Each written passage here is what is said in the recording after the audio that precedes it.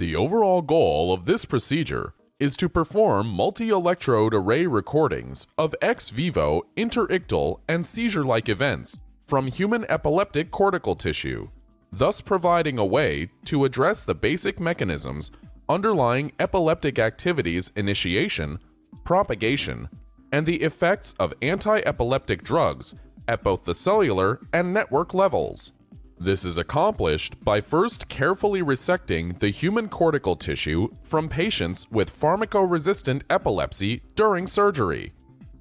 The second step is to remove the blood clots, vessels, and meninges, and the excess white matter before slicing. Next, cut the block of tissue into 400-micron slices. The final step is to keep the slices in the interface conditions of high oxygenation and controlled temperature with slow perfusion.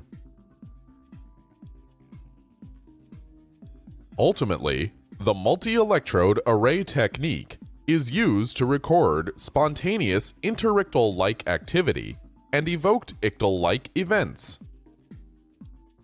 Our laboratory investigates the role of neuroglial interactions in cerebral physiopathology to study how neural cells can generate pathological network activity in humans.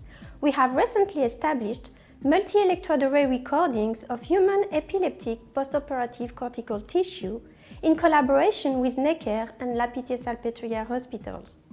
Today, Thomas Blauwblomme, neurosurgeon at Necker Hospital, together with Gilles Huberfeld, epileptologist and researcher at La Pitié-Salpêtrière Hospital, and Elena Dossi, postdoc in my laboratory, will demonstrate you how to